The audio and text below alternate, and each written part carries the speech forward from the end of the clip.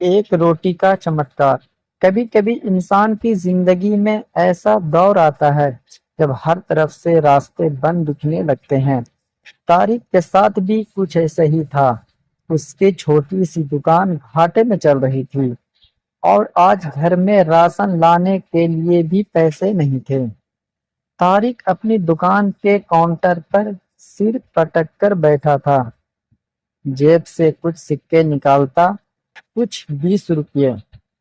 طارق خود سے نراش ہو کر، اے اللہ، صرف 20 روپے!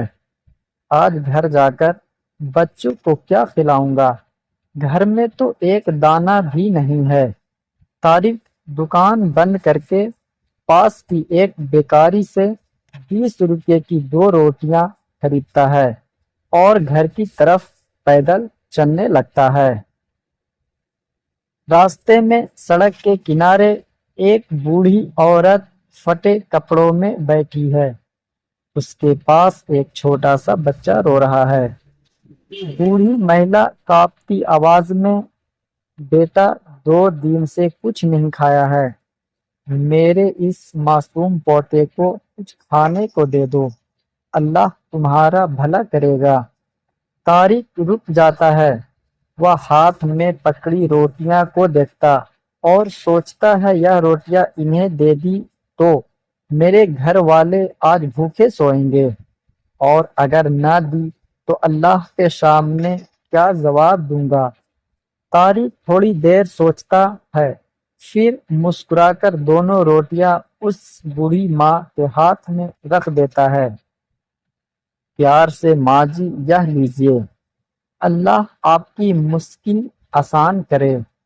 بوڑھی مہیلا روتے ہوئے ہاتھ اٹھا کر دعا دیتی ہے، اے اللہ، اس انسان نے آج میرے بھوکے بچے کا پیٹ بھرا ہے، تو اس کے گھر کے رزق میں ایسی برکت دے جو کبھی ختم نہ ہو۔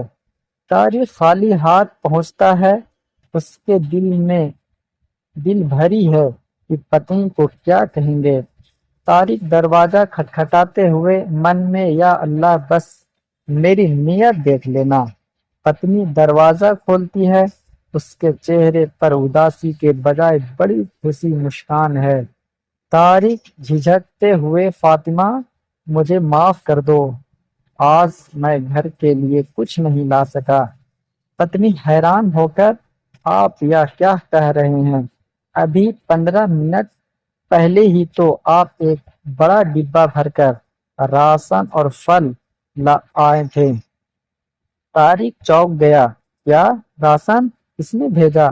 پتنی خوشی سے، ہمارے پرانے مالک آئے تھے، انہوں نے کہا کہ سالوں پہلے آپ کے والد نے ان کا کوئی قرض چکایا تھا، وہ احسان چکانے کے لیے وہ آج 6 مہینے کا راشن اور پیسے دے گئے ہیں۔ ان کی آنکھوں میں آنسو بہنے لگتے ہیں۔ وہ ترنت زمین پر سجدے میں گر پڑتا ہے۔ طارق سجدے میں روتے ہوئے، اے اللہ، میں نے تو صرف 20 روپے کی 2 روٹیاں تیرے بندوں میں دے دی تھی، اور تو نے مجھے 6 مہینے کا رزق بھیج دیا۔ بے شک تو ہی سب سے بڑا دینے والا ہے۔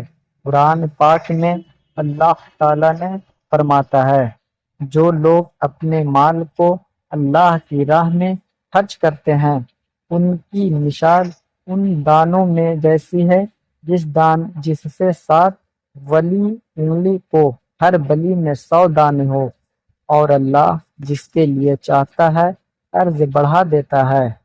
سورہ البقرہ 261۔ حضرت محمد صلی اللہ علیہ وسلم نے فرمایا، صدقہ کبھی مال کو کم نہیں کرتا بلکہ اس سے بڑھاتا ہے۔ اگر اللہ نے آپ کو دینے کے قابل بنایا ہے تو کبھی کسی ضرورت مند کو خالی ہاتھ نہ لوٹائیں۔ کیا پتہ آپ کی چھوٹی سی مدد کسی کی زبان سے ایسی دعا نکال دے جو آپ کی پوری زندگی بدل دے۔